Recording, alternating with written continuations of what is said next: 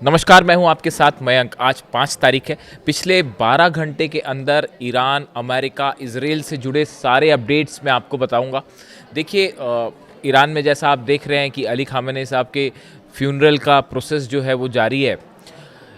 एक बड़ी गौर करने वाली बात है, जो कल तस्वीरें ईरान से आई, तेहरान से आई, इमाम खुमैनी ग्रैंड मोसाला मॉस्क जहां पर अंतिम दर्शनों के लिए अली खामेनी साहब का शव रखा गया, वहाँ से जो खबरें सामने आई उसमें एक बड़ी गौर करने वाली बात थी। एक ऐसा डेवलपमेंट देखने को मिला है ईरान में जिसने काफ़ी कुछ बदल कर रख दिया है हालात को।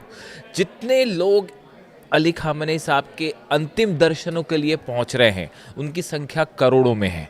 देखिए, ये शुरुआत हुई, जब इस जनाजे की शुरुआत हुई तो सबके मन में एक दुख था, सबके मन में जो है वो इस बात की तकलीफ़ थी कि रहबर अब नहीं रहे, आंसू थे, गम था। लेकिन अब आप धीरे धीरे देखें, ये तकलीफ़, ये दुख, ये गम जो है वो गुस्से में बदलता जा रहा है।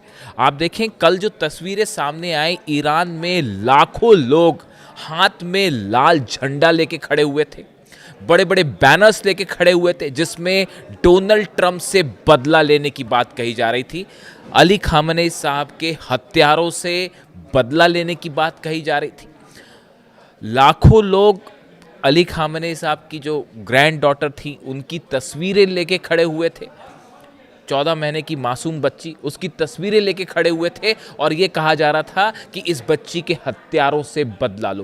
पूरे तेहरान में एक आवाज़ गूंज रही थी, वो आवाज़ तेहरान से अमेरिका तक पहुंच रही है और वो आवाज़ ये है कि अली खामेनी साहब के हत्यारों से बदला लो, बदला लो, रिवेंज रिवेंज, इस तरह के पोस्टर्स लगे हुए थे। यानी जो अली खामेनी साहब का जो जनाजे की जो प्रोसेस शुरू हुई, ये जिस गम, तकलीफ, दर्द के साथ शुरू हुई थी, अब ये अगले पिछले 2 दिनों के अंदर ये एक आक्रोश में बदल गई है, गुस्से में बदल गई है। और ईरान का एक एक शख्स ये चाहता है कि अब किसी भी मुद्दे पर, किसी भी तरह की कोई बातचीत करने से बेहतर है कि बदला लिया जाए। इस तरह की भावना, ये ईरान के मन की बात है, ये ईरान के लोगों का विचार है, ये ईरान की आम जनता जो है वो ये बात एक्सप्रेस कर रही है। और ये सब तरफ आप देखें, जो कवरेज कर रहे हैं ईरान में पत्रकार, उनके ज़रिए देखें या जो तस्वीरें बाहर आ रही हैं, देखिए बड़ी गौर करने वाली बात है। जो रशियन डेलीगेशन पहुंचा अंतिम विदाई देने के लिए अली खामेनी साहब को, उसमें रशिया के सिक्योरिटी काउंसिल के डिप्टी चेयरमैन दिमित्री मेदवेदेव जो है वो गए थे। ये पुतिन के बेहद करीबी माने जाते हैं और इन्होंने जब अंतिम दर्शन किए अली खामेनी साहब के, उसके बाद इनकी तरफ से, यानी इनको आप पुतिन का ही बयान मान सकते हैं, इनकी तरफ से 2-3 बातें बड़ी इंटरेस्टिंग कही गई जो बड़ी गौर करने वाली हैं और जो हकीकत के बेहद करीब है। दिमित्री मेदवेदेव ने कहा कि देखिए, ये जो जंग अब तक हुई है, इसमें सबसे बड़ी गौर करने वाली बात यह है कि अमेरिका, इजराइल या तमाम ताकतों के सामने ईरान नहीं झुका। पूरी दुनिया ने कोशिश कर ली ईरान को झुकाने की, लेकिन ईरान नहीं झुका। ये कौन कह रहा है? ये पुतिन कह रहे हैं साहब, ये दिमित्री मेदवेदेव कह रहे हैं। इसका मतलब सीधा सीधा पुतिन कह रहे हैं। पहली बात उन्होंने कही कि ईरान नहीं झुका। तमाम कोशिशें हो गई, जितने लोगों ने शिगुफे दिमाग में पाल रखे थे कि हम इतने दिनों में ईरान को हरा देंगे और ईरान का ऐसा कर देंगे, वैसा कर देंगे, हकीकत यह है ईरान का कोई बाल बांका नहीं कर पाया। और हालात क्या हो गए कि मिडिल ईस्ट में आज हालात ये हो गए हैं कि ना बेस बचे, ना इज्जत बची, और सैनिक भी जो है वहाँ पर किस हालात में है कोई भरोसा नहीं। अमेरिका के कितने सैनिक मारे गए और कितने घायल, इसके सही आंकड़े देने की भी हिम्मत नहीं जुटा पा रहे। हकीकत तो ये है। खैर, दूसरी बात उन्होंने कही अली खामेनी साहब के लिए कि अली खामेनी साहब का जो असैसिनेशन था वो उनकी शहादत हुई है। वो एक सेना के जवान की तरह उन्होंने अपने देश के लिए अपनी जान दी, वो शहीद हुए हैं। ये बात दिमित्री मेदवेदेव कह रहे हैं। इसके अलावा उन्होंने तीसरी बात कही जो बेहद अहम बात है कि अली खामेनी साहब की शहादत ने पूरे ईरान को एकजुट कर दिया है। देखिए, बात कौन कह रहा है? रूस कह रहा है। दिमित्री मेदवेदेव जो पुतिन की तरफ से आए थे वहाँ पर, उनकी तरफ से बात कही जा रही है कि आज पूरा ईरान एकजुट है। और ये तस्वीरें वॉशिंगटन डीसी में भी देखी जा रही हैं, व्हाइट हाउस में भी देखी जा रही हैं, इजराइल में भी देखी जा रही हैं, तेल अवीव और जेरूशलम में भी देखी जा रही हैं, और संभवतः यूरोप के देश भी इनको देख रहे होंगे कि जो सपना देखा करते थे कभी कि तेहरान में सत्ता परिवर्तन हो जाएगा या तेहरान में जो है ईरान में जो है बगावत करके हालात को काबू में कर लिया जाएगा और तमाम पता नहीं क्या क्या ख्याल थे, आज देखिए पूरा ईरान एकजुट है और करोड़ों ईरानी जो हैं वो अपने रहबर के लिए नारे लगा रहे हैं और अब तो बदले की भी बात कर रहे हैं। और ये गुस्सा देखिए ईरान के चाहे नए सुप्रीम लीडर हो मुश्तबा खामेनी, चाहे वहाँ की सुप्रीम नेशनल सिक्योरिटी काउंसिल हो, ये सब ये बात कह चुके हैं, ईरान की सेना भी ये बात कह चुकी कि अब ईरान का हर फैसला ईरान की जनता करेगी। देखिए बड़ी कोशिश की ईरान के कुछ नेताओं की तरफ से समझौता हो जाए, डील हो जाए, शांति हो जाए, वो ईरान की भलाई के लिए, ताकि वहाँ की जनता को रोज़गार मिले और तरक्की हो, पूरे एरिया में शांति हो, इसकी कोशिश ईरान के कई नेताओं की तरफ से की गई और टॉक्स भी की गई अमेरिका से। लेकिन जितनी तरह से चीज़ें सामने आ रही हैं, चाहे हॉर्मूज़ हो, चाहे यूरेनियम हो, चाहे पैसे देने की बात हो, हर तरफ मामला फंसा हुआ है, हर तरफ धोखा है साहब, मामला फंसा हुआ है। गुस्से में है ईरान की जनता। तो देखिए अब ईरान ये कह रहा है कि होगा वही जो जनता चाहेगी, और जनता क्या चाह रही है कुछ कहने की ज़रूरत नहीं है, आप देख लीजिए तेहरान में क्या हो रहा है। इसके अलावा देखिए इस बीच में 2-3 अहम बड़ी खबरें हैं जो इस ओर इशारा कर रही हैं कि आने वाले दिनों में ये अली खामेनी साहब का जो फ्यूनरल का प्रोसेस है, इसको ख़त्म होने के बाद मामला क्या बातचीत की तरफ आगे बढ़ेगा या फिर से बिगड़ जाएगा, इसके कई इशारे मिलने शुरू हो गए। एक तो खबरें ऐसी आ रही हैं कि ईरान के जो न्यूक्लियर ठिकाने हैं उनमें बड़ा मूवमेंट देखने को मिल रहा है। इस तरह की खबरें हैं कि चाहे नतांज हो और चाहे फोर्दो हो, चाहे इस्फहान हो, ख़ास तौर पर जो है नतांज और इस्फहान को लेकर इस तरह की खबरें हैं कि वहाँ पर वाहनों का मूवमेंट देखा जा रहा है और जो ये न्यूक्लियर साइट्स की जो टनल्स हैं इसके आसपास भी जो है काफ़ी मूवमेंट है व्हीकल्स का। इसी तरह से पिकेक्स माउंटेन को लेकर, पिकेक्स माउंटेन वो जगह है जहाँ पर पहाड़ों के अंदर बताया जाता है कि किसी तरह की न्यूक्लियर फैसिलिटी हो सकती है, एक सीक्रेट प्लेस जिसके बारे में कोई कुछ नहीं जानता। यहीं पे घुसने की शायद कोशिश में था अमेरिका, लेकिन वो पूरा नहीं हो पाया ख्वाब। तो अब ये जो पिकेक्स माउंटेन के आसपास भी जो है तेज़ी से मूवमेंट की खबरें हैं। ऐसी चर्चाएं जो हैं वो डिफेंस सर्कल में हैं, ख़ास तौर पर जो न्यूक्लियर मामलों के जानकार हैं। देखिए जब हम इन सब चीज़ों की बातें करते हैं, न्यूक्लियर मटेरियल की, यूरेनियम की, प्लूटोनियम की, या क्या ईरान इसको मूव कर रहा है, इस तरह की जब बातें करते हैं तो देखिए उसमें क्या होता है, थोड़ा सा आपको डिवीज़न करना होता है। एक तो जनरल खबरें आती है, जो पत्रकार आते हैं या फिर जो न्यूज़ में चलती हैं उस तरह की खबरें होती हैं, जो खबरें जब सामने आ जाती हैं तो वो न्यूज़ चैनल्स में चलने लगती है। लेकिन दूसरा एक होता है कि एक बड़ी बॉडी काम करती है, बड़े सारे लोग ऐसे हैं जो कि न्यूक्लियर एक्सपर्ट्स हैं, जो कि सामने नहीं आते लेकिन उनके अलग अलग ओपिनियंस होते हैं, एक्सपर्ट्स होते हैं, उनके बीच में इस तरह की खबरें जो हैं वहाँ से जो खबर निकल के बाहर आती हैं वो ज़्यादा दमदार होती हैं और वो ज़्यादा जो है सच्चाई के करीब होती है। तो ऐसे ही जो न्यूक्लियर साइंटिस्ट हैं या जो न्यूक्लियर एक्सपर्ट्स हैं उनके बीच में इस तरह की खबरें हैं कि भाई पिकेक्स माउंटेन के आसपास ये जो हलचल हो रही है, क्या इसके पीछे किसी तरह का कोई यूरेनियम से संबंध है इसका ईरान से। देखिए मामला जो है वो टॉक्स वाला जो आगे बढ़ रहा है उसमें हॉर्मूज़ को लेकर क्या होगा, हॉर्मूज़ को लेकर देखिए हॉर्मूज़ उतना मुश्किल मुद्दा नहीं है और हॉर्मूज़ को ईरान ने कभी बंद किया ही नहीं था। हॉर्मूज़ ये तो अपनी टांग वहाँ पर फंसा के बैठे और जब ईरान ने मारा तो ना आगे बढ़ते बना ना पीछे बढ़ते बना, अब अल्टीमेटली पीछे हटना ही पड़ा ना हॉर्मूज़ से। यही हकीकत यही है साहब, हर दुनिया जान रही है।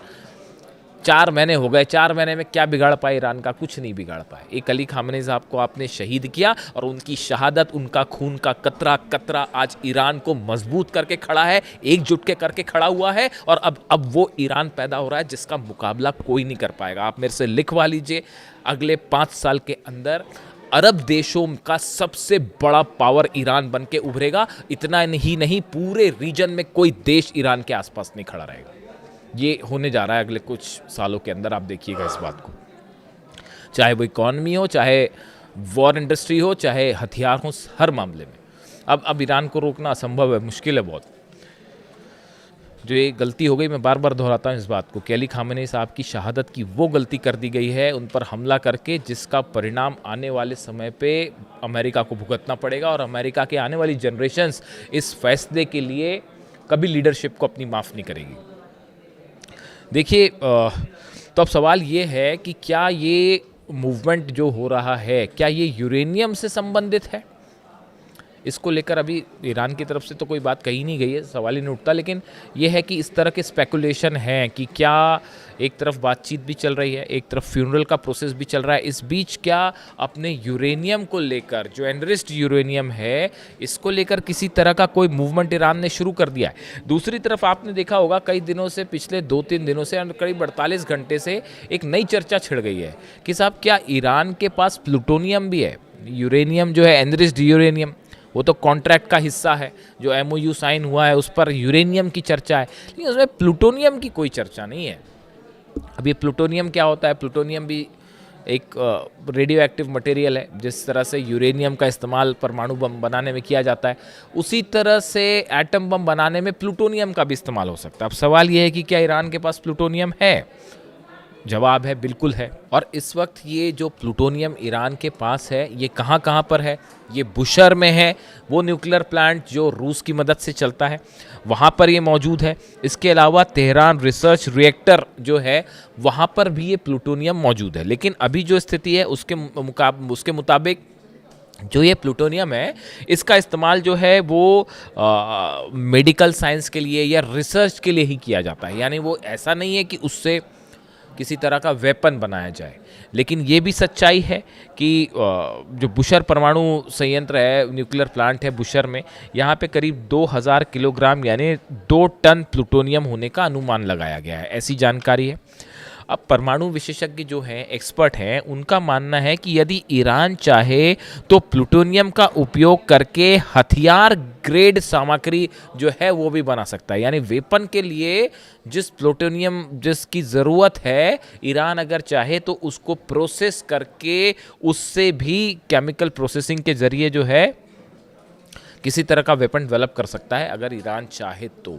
अब ये एक बड़ी वजह है कि मामला यूरेनियम के साथ साथ प्लूटोनियम भी चर्चा में आ गया। ये एक नई एंट्री हो गई है, क्योंकि आप देखिए, सवाल ये है कि आप अगर जब ये डील का हिस्सा है, MOU का हिस्सा है कि भाई ईरान के यूरेनियम पर चर्चा की जाएगी, तो ऑब्वियस सी बात है कि फिर प्लूटोनियम पे भी सवाल उठेगा कि उसका क्या करना है। और वहाँ पर भी प्लूटोनियम है, भले अभी वो मेडिकल साइंस के लिए उसका उपयोग किया जा रहा है और रिसर्च के लिए उपयोग किया जा रहा है, लेकिन 2000 किलो के आसपास है वो प्लूटोनियम बुशर में।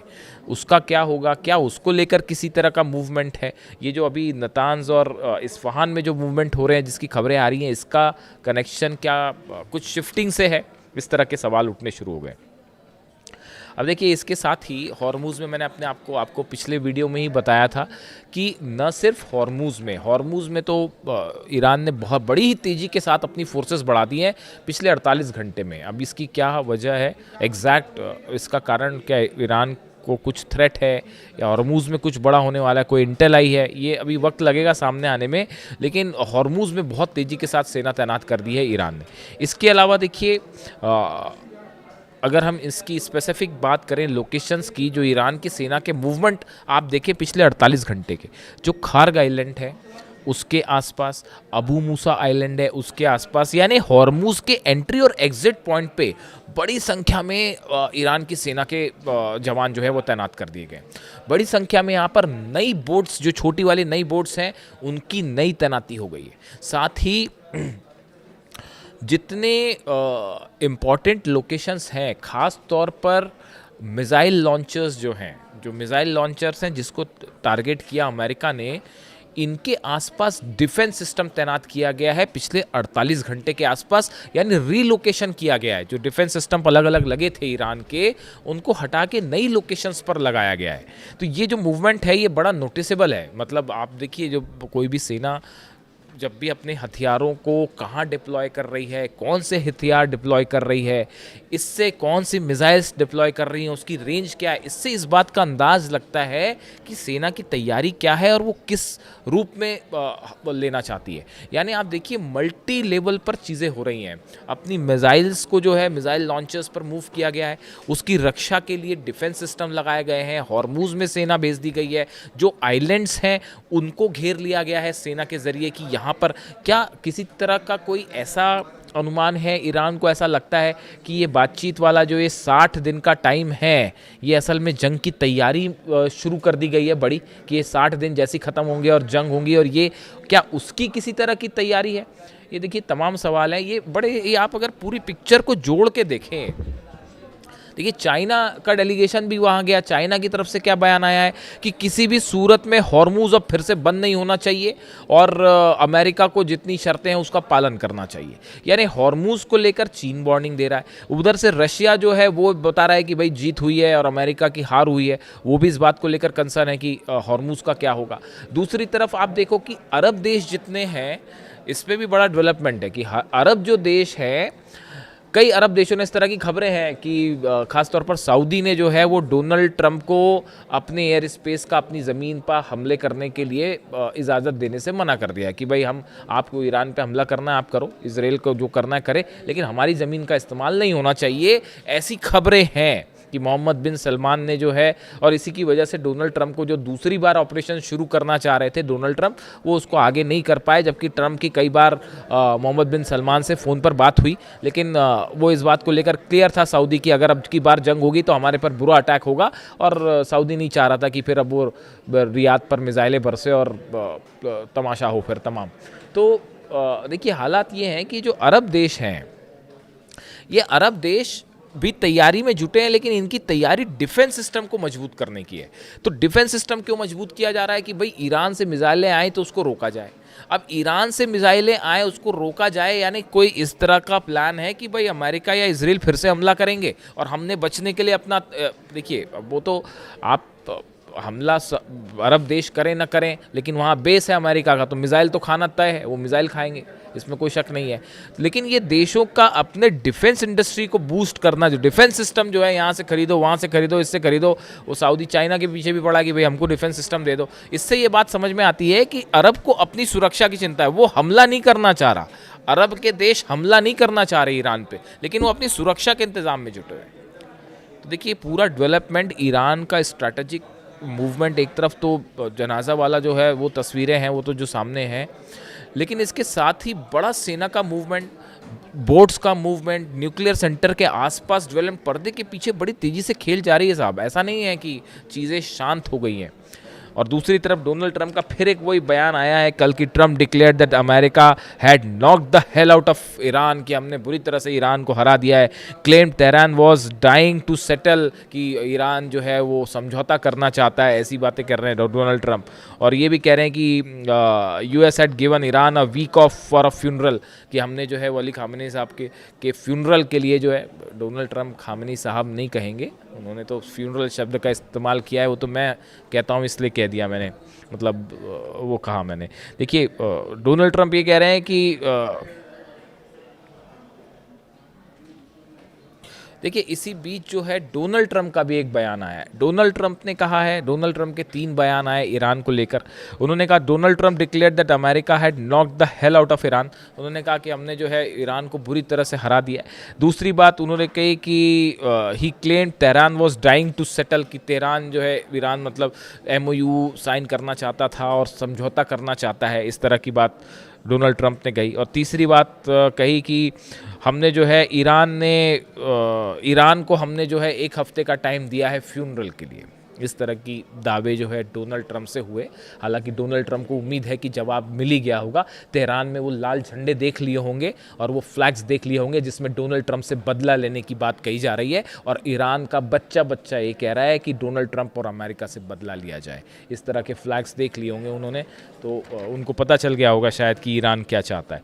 देखिए अभी हालात ये है कि फ्यूनरल प्रोसेस है, उसके बाद इस पूरे मामले में एक बड़ा टर्न आ सकता है, बड़ा परिवर्तन आ सकता है। एक तरफ रूस के बयान, दूसरी तरफ चीन के बयान, ईरान की अपनी तैयारियां, दूसरी तरफ इजराइल जो है वो लगातार लिबनन पे हमले कर रहा है, गजा पर हमले जारी हैं, सीरिया में भी तनाव देखने को मिल रहा है, उधर यमन और सऊदी भी आपस में भिड़े हुए, हुती और सऊदी के बीच में भी तनाव है। ऐसे में एक बार फिर ऐसा लगता है कि अली खामेनी साहब के फ्यूनरल प्रोसेस के बाद एक बार फिर मामला जो है वो एक बड़ी जंग की तरफ आगे बढ़ सकता है।